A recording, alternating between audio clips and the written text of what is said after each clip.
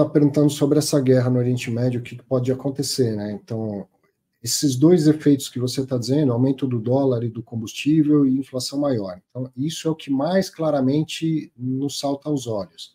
Evidentemente que outras coisas vão acontecer que a gente nem imaginava. Por exemplo, quando começou a guerra lá na Rússia e Ucrânia, só aí que eu, pelo menos, fiquei sabendo que a Ucrânia era tão relevante na produção e exportação de defensivos agrícolas e que isso ia impactar o agro no Brasil, no mundo e tal, não sei o quê. Então, essa questão de petróleo para cima e dólar para cima, acho que todo mundo espera e provavelmente a gente vai ver acontecer pelo menos no início da semana, sempre com algum exagero, né? A expectativa é sempre maior do que o fato. A expectativa é sempre maior do que o fato. Mas, não que não vá acontecer, mas talvez o mercado exagere nesse movimento, depois o fato seja de uma alta menor do que aquilo que o mercado ocasionou. E o que isso pode afetar os fundos imobiliários? Então, vamos numa segunda consequência natural disso. Se sobe o dólar e se sobe o preço dos combustíveis, volta a ter pressão inflacionária. Se volta a ter inflação, dá para continuar caindo taxa de juros? Provavelmente não. É necessário voltar a subir a taxa de juros? Vai depender do repique inflacionário que isso possa causar. Então, lá no mundo financeiro, que reage mais rápido às coisas, isso pode levar a uma interrupção da queda da Selic, talvez até voltar a subir a queda Selic, e a gente sabe que o preço das cotas tende a recuar numa situação dessa. O mesmo com a taxa dos títulos públicos, elas variam também por esses motivos de grande incerteza, de pânico e tal. Então, pode ser que amanhã, além de subir bem, eu falei, o Tesouro IPCA 2040 para cima, seja o Tesouro Renda Mais ou o Tesouro IPCA, 2040 para cima estava tudo 6%, 6,02%, coisa assim. Pode ser que amanhã suba bastante, a tal ponto do Tesouro Direto ficar indisponível, só poder negociar o Tesouro Selic. Então, quando tem esses movimentos, tem repiques também nas taxas longas de juros, até por causa desse raciocínio de que esses dois fatores que você identificou geram pressão inflacionária, né? Então, também pode ser que faça com que a curva longa de juros aumente.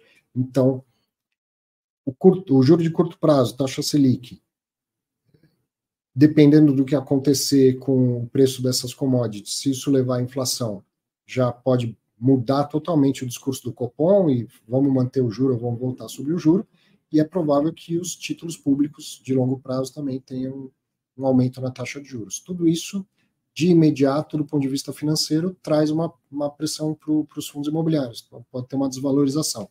Fora as questões emocionais, né, das pessoas, vai parar tudo, vai dar tudo errado, então vão vender ação, fundo imobiliário, vender inclusive títulos públicos. Se a gente está falando assim, o Tesouro IPCA está pagando IPCA mais 6, vai pagar IPCA mais 6,2, significa dizer, como a renda é fixa, a renda é sempre fixa, se o título vai pagar mais, significa que o preço dele caiu. É a mesma coisa, o preço dos títulos vai cair. E muita gente vende títulos do Tesouro quando acontece uma desvalorização. Pelo mesmo motivo, mais emocional do que qualquer coisa.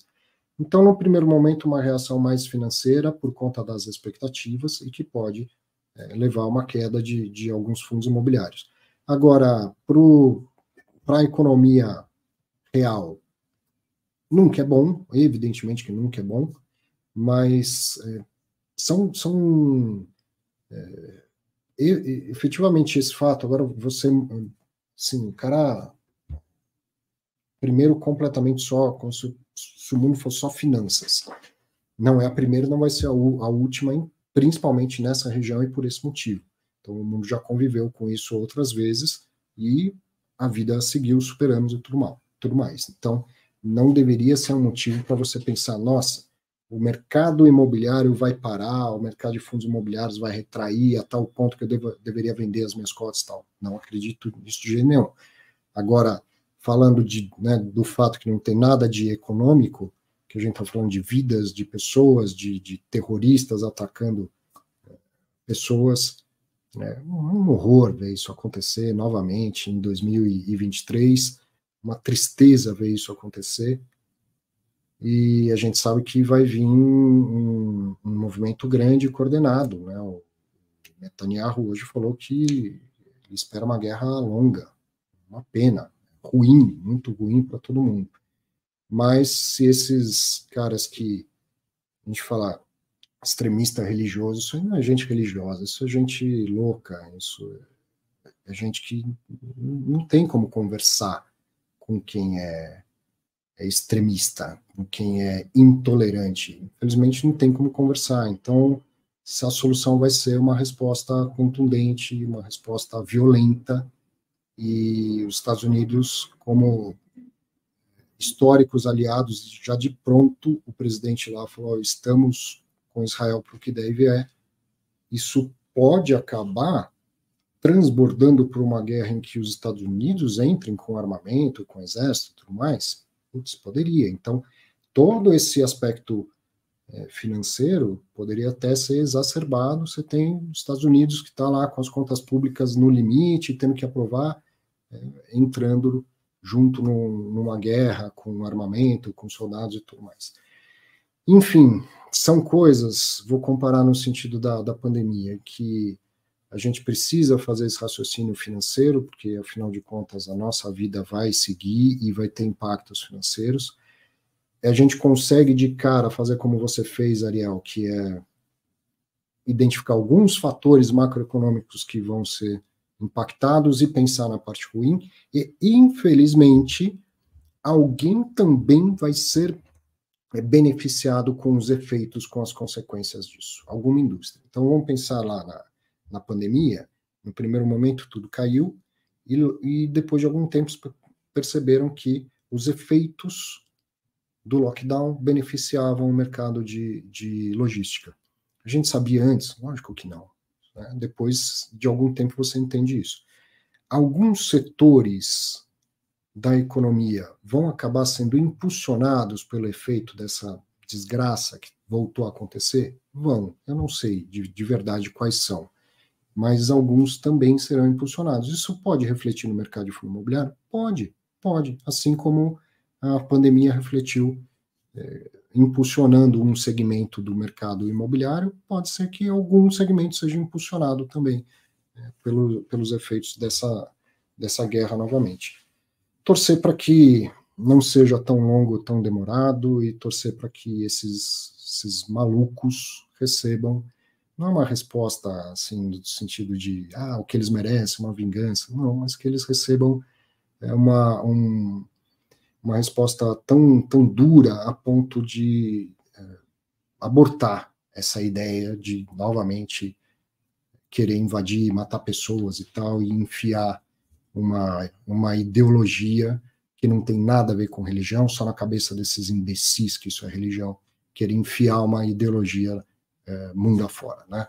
Então, nosso apoio, meu apoio a Israel, espero que seja o menor sofrimento possível, mas que a resposta seja muito, muito, muito contundente, até para que não seja tão demorado assim o final desses horrores aí.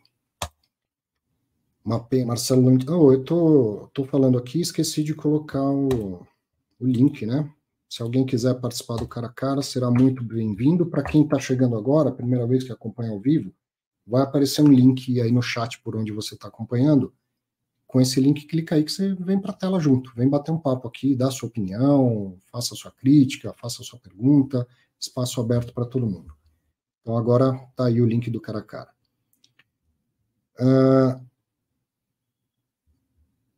O Marcelo perguntou, tá dando a opinião dele aqui sobre a guerra no Oriente Médio, impactará o preço do petróleo, sim, dificultando o processo de queda da Selic, sim, que pressionará a cotação dos fundos imobiliários, gerando oportuna compra. Concorda? Sim, eu concordo que se vier uma queda muito grande, é oportunidade de compra. Concordo com você. Também vai vir, provavelmente, acompanhado de altas grandes nos títulos públicos. Eu acho que IPCA mais 6 já é um desaforo, não dá para ignorar. Se for para muito mais do que isso, também é grande oportunidade de compra, e não é um ou outro. Né? Tem que aproveitar oportunidades nos fundos imobiliários e de outros ativos que abram oportunidade. Mas eu já estava comentando isso e acho que a gente está bem alinhado. Eu só não tinha falado da oportunidade de comprar. Acredito que sim, se tiver quedas grandes, é uma oportunidade de comprar.